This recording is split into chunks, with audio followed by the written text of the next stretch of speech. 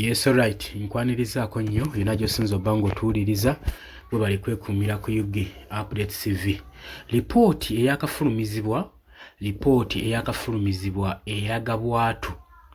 Eraga pulaani gavumenti z'eyina n'enteekateeka ze bapulaaninga okukwata Robert Kyagulanyi Ssentamu amanyikiddwa nga Bobi Wine, omukulembeze w'ekibiina kya National Unity Platform, saako n'abakulembeze bonna ku kitebe ekya National Unity Platform. Enteekateeka ne plans nkubiddeko zigenda mu maaso zikolebwa. Gwe na Foot Soldier ali eyo kimanye nti gavumenti eri mu nteekateeka nakuba pulaani butya bw'eyinza okukwatamu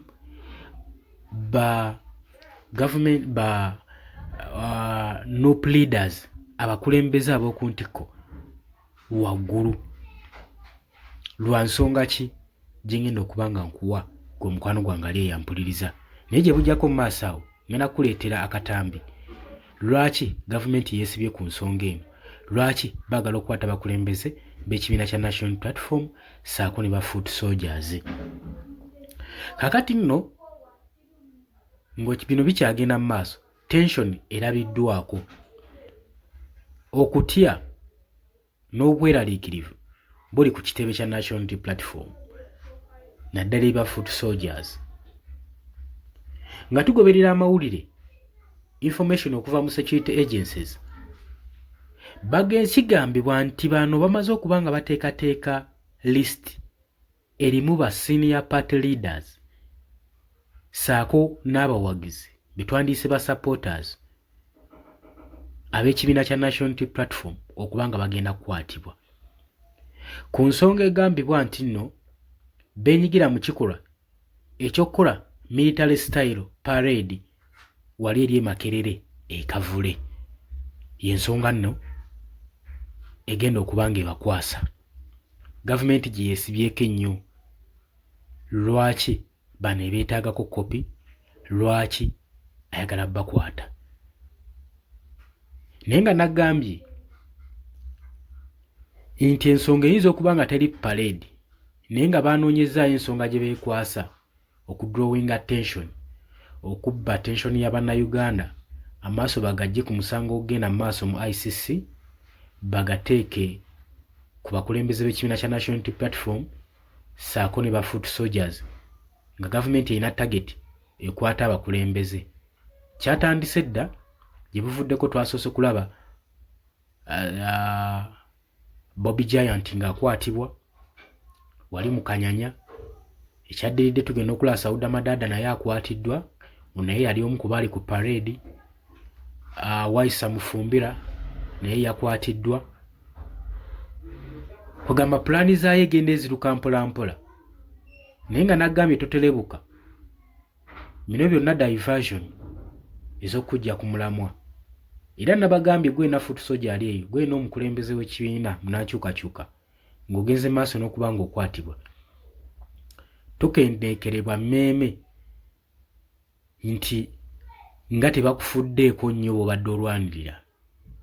Kitwale nti eyo saddaaka Bannayuganda baleme kuva ku mulamwa ku nsonga egenda mu maaso mu ICC. Nkugambye bano ensonga ebalanga gavumenti gye yeekwasa nti baakola military parade, baakola parade eri mu military style, ate nga kya bulijjo obukulembeze bw'ebifo ebisinga okukola parade. Parade twazikolanga ne mu ssomero ne tukumba, mubeeramu ne scoutings. So kiri kibiina kitebe, simanyi olaba bwe nkujjira, naye nze ndowooza nga sinnakutwala nnyo wala. Kansooke nkutwale mu butambi olabe parade zino za kika ki zibagambe zifaananako ne military style ze baakuba ku kitebe Makerere Kavule. N'oluvannyuma nkugjeyo nkutwale mu maaso nkubuulire gavumenti byeyogera ne byegamba n'enteekateeka zaayo ku nsonga eno.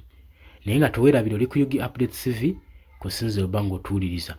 Watanatweyungako yenna kirira wansi waliwo ekigambo subscribe, kikoneko obeere ng'otweyungako.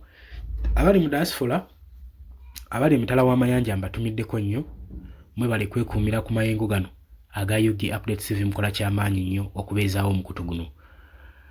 Saagala kubamalira budde, njagala tugende butereevu mu katambi osobola okwerabirako n'oluvannyuma proceeding. Kaako weerabireko.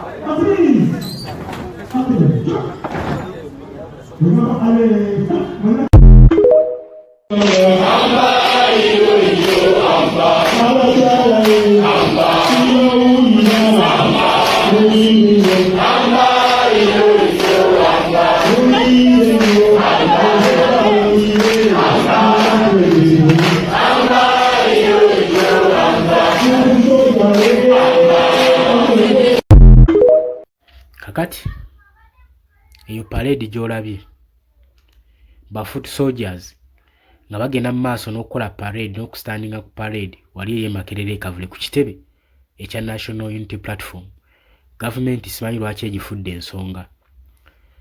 Mu fayiro zonna mu lipoota enoonyezaawo issue gy'eyinza okwekwasa n'enokulayo ensonga eyo nti ze zimu ku nsonga kubanga ebadde terina ansa ku lwaki abakulembeze b'ekibiina kya National Unity Platform oludda oluvuganya gavumenti bagenda mu maaso n'okuwambibwa mu ngeri eri violent mu bino ebiseera nga akalulu ka 2026 kengedde. Amazima bati okugabagamba nti batidde akalulu akajja ne bateekawo issue nti bano balina omusango bakola parade mu military style e Makerere kavule era bagamba ze zimu ku nsonga ezibakwasa. Wabula abakulembeze b'ibitundu bagamba bwekibanga gavumenti eri mu nteekateeka kukwata bakulembeze b'ekibiina kya National Platform abenyigira mu parade ebawandiikire ebasamonaling bajje ku bitebe bya poliisi mu ofiisi zaabwe babayite rather obavumbikira obuvembetezi ne babakwata mu ngeri eri violent. Ekintu ekimenya amateeka webanga erina issue gavumenti webanga erina ensonga yonna ku bakulembeze b'ekibiina kya National Platform ebawandiikire kuba bakulembeze balabe oba tebajje gye banaaba bayise rather bakwata obukwasi ne babuzaawo. Ekyo poliisi kyeri mu kukola si kyo eky'okwarrestinga kyekola kimenya amateeka eri mu kukola kye bayita violent kidnapping, okuwamba, abducting. Police oba security agencies biri mu kukola ye omusango gwa guno nze ndowooza guba gulina kuhandolingibwa poliisi erina olukisa okujja okukwata abantu b'ekikula nga kino. Lwaki babateekamu aba SFC, aba CMI, aba UPDF, lwaki bavunaanyizibwa ku nsonga zonna ezigenda mu maaso mu ggwanga? Ekyo nakyo osaanidde okimanye.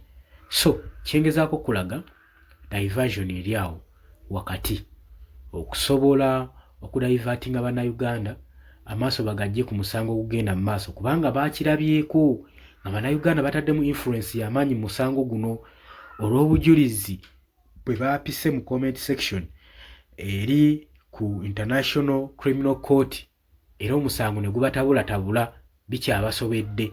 Beebuuza Kony omutuufu yaani? Who is Kony? Bannayuganda mu comment section bagamba nti Kony kifaananyi asibiddwa ku Just Katambala ku mutwe naye nga Kony omutuufu ye muntu mulala nnyo. Oba ensonga eyo gitegedde? Oli ku Yugi Update TV kusinza obanga otuwuliriza. Kakati njagala tu proceeding nkulage pulaani za gavumenti zeeyina ne bani beeyagala okukwata beetaddeko tageti yaabwe kuba baanoonya dda engeri gye banafuyamu ekibiina kya National Unity Platform naddala mu kalulu akajja kyalema. Kakati badde balina okunoonya enkola bute bayinza obbanafuyamu n'okutiisatiisa abo bonna abawagizi b'ekibiina kino nti olaba tukutte bakulembeze bammwe kati ate olwogwo omuwagizi we tunakukwatako gwe tujja kukubuzaawo bubuza. Ebyo byonna bireetebwa mu process ey'okuintimidatinga eri obuwagizi n'amaanyi ag'ekibiina okunafuya ekibiina kino kiggwemu essuubi abawagizi bajje kubanga ekibiina kikolebwa abawagizi kasita baggwamu essuubi ne bagendamu n'okutya kitegeeza ekibiina amaanyi gaakyo gaba tegaliiwo. Onoaba onunafuyanga mulabewo sooka omuggyeko provisions ebyo ebimufuula okuba ow'amaanyi. Omuba mu lutalo n'osalako mulabewo provision emuleetera ebyokulwanyisa mmere biki awo oba omumaze amaanyi. Buli mbeera yonna yonna mulabewo oba ojja muwangula. Kati kino gavumenti kyekozesa ebasalako n'ekirala bwe mubeera mu lutalo kyobola muba mu lutalo opponents basinga kutagetinga bakulembeze ba military leaders ba captain ba general mu lutalo. Lwaki be balina pulaani be bateeka pulaani ku mmeeza engeri y'okuwangulamu olutalo. Kati bwe babatta bano abasigadde bate bali planless. Buli bye bakola baba bakola gadi byengalye baba bakola byabwe mu kutya mu fiya baba bataasa bulamu. Nti gavumenti kye kiyagala okukola ekitebe kya National Unity Platform oba ekibiina kino okusobola okukinafuya. Lwaki amaanyi bagatadde ku kibiina kino? Gavumenti yalaba mu kalulu akaggwa aka 2021 ng'embeera yaliwo yateeka Mwami Kaguta Museveni ku pressure ku bunkenke n'akalulu kutuuka kugaana newankubadde amawulire gagamba nti kabbibwa naye n'okubbibwa katono bigaane byali byakunaaba nsonyi mu maaso eri ekitongole ekya Electoral Commission. Jjukira muno mu Uganda nkugaa tetulina ministries zeetongodde newankubadde gwe Munnayuganda gwasasula omusolo. Ministries zino zikolera wansi w'omuntu omu asigavaninga aziwa order tikola wooti gundi kola wooti.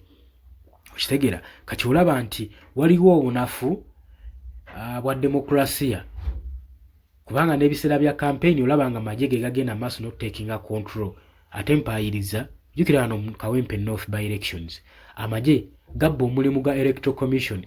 Exercise yonna yalina okukolebwa Electoral Commission. Electoral Commission yaddaali ku bbali nga yeefudde talina kyemanyiiko n'ereka amagye CFC UPDF ne gakaringa activities zaago ekintu ekyali kimenya amateeka. Ebyo byonna byonna obitunuulira bikulaga lack of democracy mu ggwanga lyaffe Uganda n'obunafu mu constitution kikulaganga eggwanga Uganda eritalina era constitutional rights. Ezo nazo n'ensonga oba olina okuba nga okola ki ozekkaanya. Kati gavumenti njagala nkulage pulaani zaabwe zibayina. Oluvannyuma lw'okuvaayo gavumenti yafulumiza list y'aba senior party leaders nga bwe nkugambye ssaako ne ba supporters okubakwata nga bagamba nti bano beenyigira mu kikolwa ekyokukola parade efaananako eya military mu military style. Nti parade gye baakola yeefaananyirizaako ekyekika ekya military era eno parade okuva eyakolebwa bo bali ku bunkenke bali ataasulewo lwa nsonga emu bali mu kutya. Jjukira enfunda nnyingi bazze bagamba ngera nga bawaayiriza ekibiina kino nti si kibiina kya byabufuzi nga mwe mulowooza wabula branch y'abayekera ba ADF.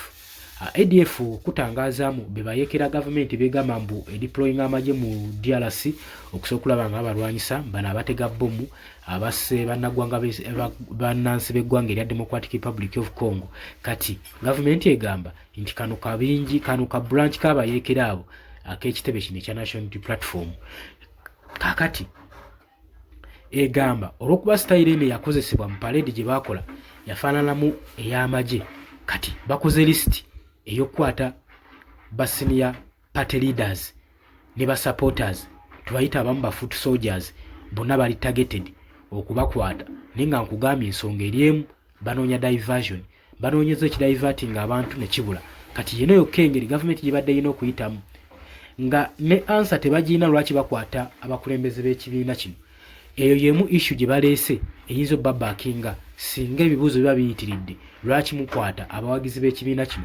Lwaki mukwata abakulembeze b'ekibiina kya National Unity Platform mu kaseera akalulu ka 2026 nga kengedde? Kati nzija wano nkulaga pulaani zaabwe n'enteekateeka zibayina okusinziira ku information reportingiddwa esaturatinga okwetooloola ku social media zonna n'emikutu egireeta amawulire. Listi erimu Nuupu President Robert Kyagulanyi Ssentamu amanyikiddwa ennyo nga Bobi Wine naye ali omu ku target gwe baagala okukwata era nga bagamba nti ono yali omu ku baakulembera okukola parade efaananako ey'ekinnamagye. Mulimu mukazi w'omukulembeze w'ekibiina kya National Unity Platform mukazi wa Robert Kyagulanyi Ssentamu Babi naye bamutagetinza omukwata bagamba nti naye yali omu ku baakulira ku parade eno. Kakati mu balala mulimu Secretary General David Louis Lubongoya naye tageti yaabwe bamutaddeko naye wakwatibwa.